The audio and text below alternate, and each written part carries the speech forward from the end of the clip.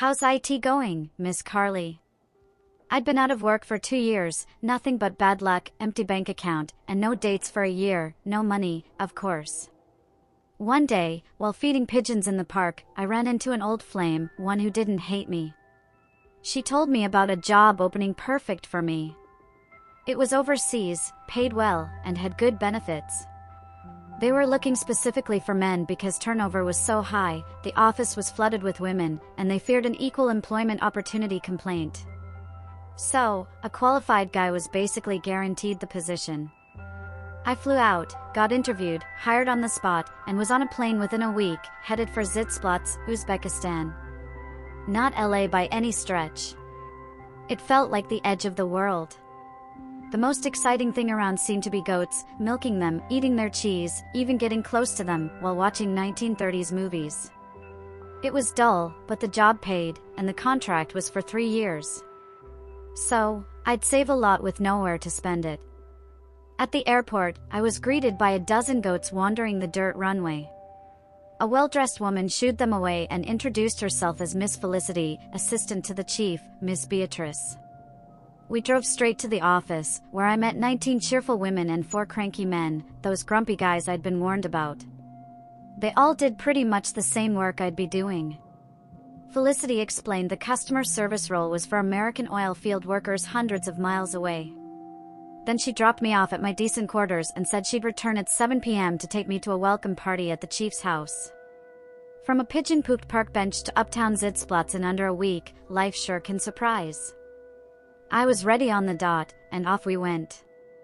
At the party, a maid led us into Miss Beatrice's library and bar. Miss Felicity mixed 2 scotch and sodas while we waited. I could hear the party going on in the next room. Miss Beatrice arrived, an attractive woman in her late 30s. Felicity had told me Beatrice was a company genius on the fast track, and that hard work, loyalty, and sticking close to her would pay off. Beatrice explained the company's mission and history, then shared her employee preferences and pet peeves. She said she liked all employees to be called Miss as a mark of honoring femininity and excellence. "Do you mind that?" she asked. I thought, what difference does it make, and said no. I'd call anyone whatever made the boss happy. Then came the curveball. Since I didn't mind being called Miss, she asked what name I wanted. I said Charles, Chuck, or Charlie. She smiled and said, "Then you'll be Miss Jamie." I froze. Miss Felicity announced it to the group. There was no turning back. I mumbled, "That's fine." Charlie was now Miss Jamie, the shy, tongue-tied oddball of Uzbekistan. What's in a name? Beatrice said this title was effective in offices.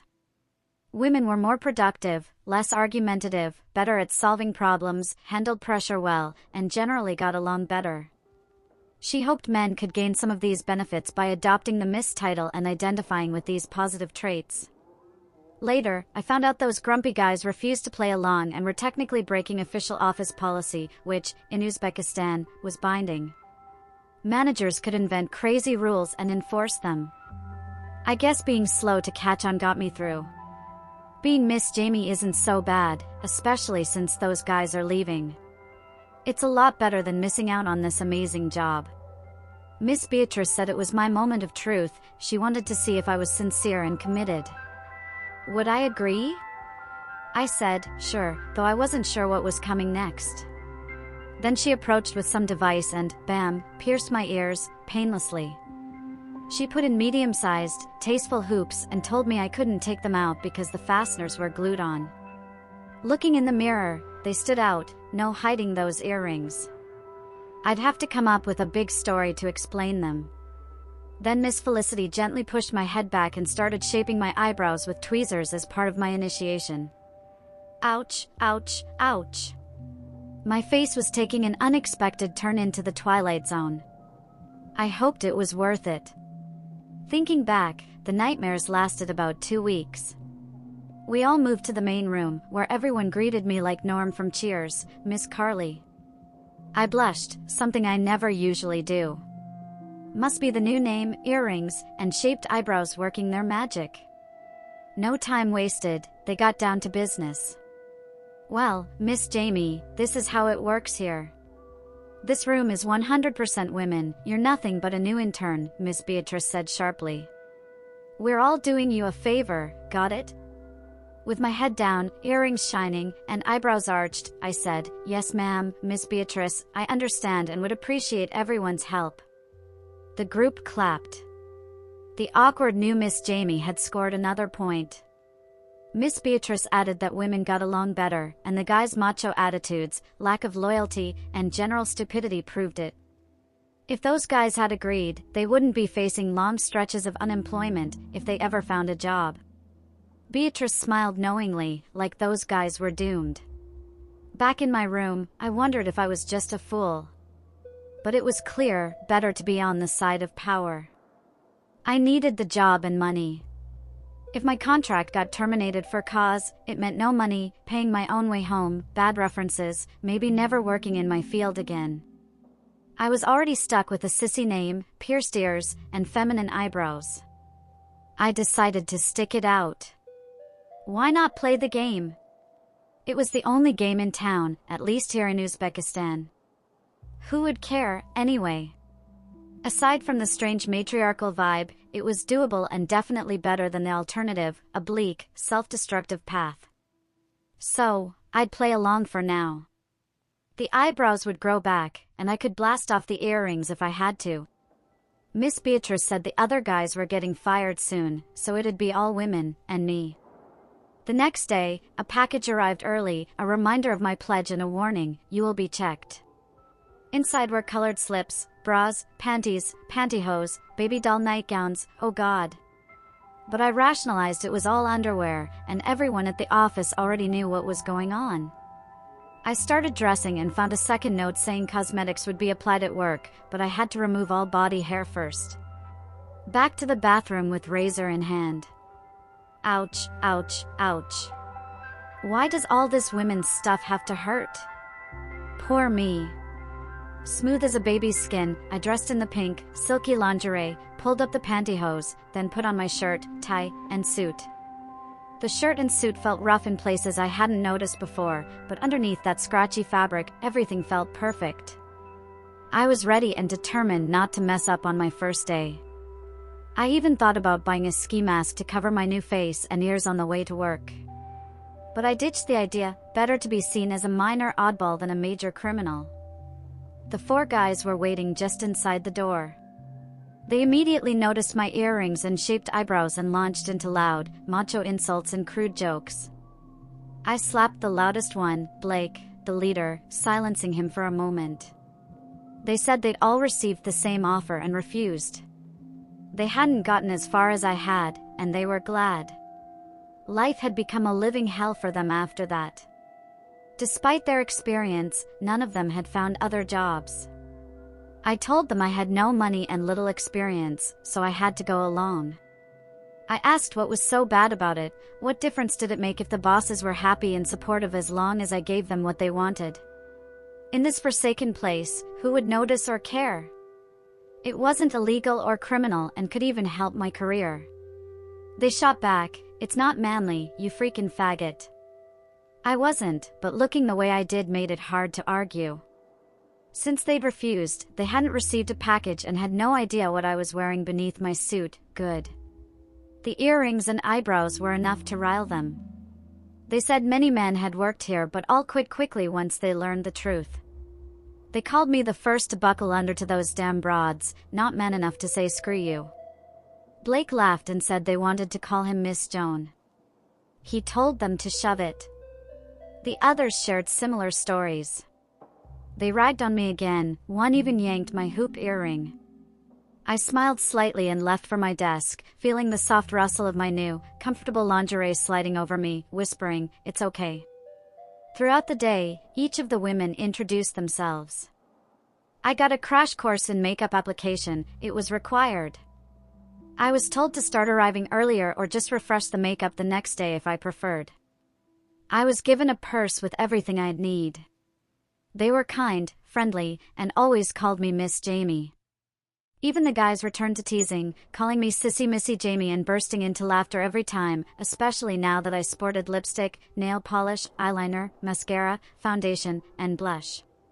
In the end, I had the last laugh. The next day, those guys were deported, swiftly leaving Uzbekistan to face whatever bleak unemployment awaited them. Each week brought a new package, along with a clear message: follow orders or get out. The first included a mandatory physical exam. The doctor prescribed a strict diet, vitamins, and daily health shots administered by Miss Felicity. Another package enrolled me in a health club, and I found myself jogging 3 miles daily. Later came hairstyling for my longer hair, then women's shoes, followed by women's pantsuits and blouses to replace my men's clothes. The last surprise was scheduled electrolysis sessions. It was strange and embarrassing, but I began to look forward to each delivery. Each felt like Christmas for a girl. I started to embrace the excitement and each new change.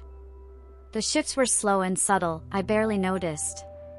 But people on the street did, especially men of all ages and some women. At first, I ignored it, feeling confident and secure among my coworkers, but outside the office, the attention was different.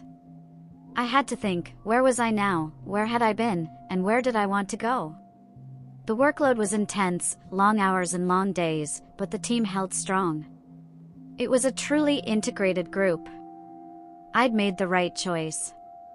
I was glad to be with them, starting to look and act like them instead of fighting against them and ending up alone. Time flew by, and work ran smoothly because we were truly a top-notch team. They joked, it's all good now since the testosterone's gone, except for me, though they barely noticed or purposely left me out of the whiz-bang gang. Being the last male felt odd, but also kind of good to be part of such an elite group. I saw coworkers holding hands, getting close, even a few kissing, but I figured it was just part of their tight camaraderie and excitement over finishing tough projects. Guys do that too, well, maybe not the kissing, unless they're French, then who knows? Now I needed a bra, my chest had grown to a B cup, making jogging painful.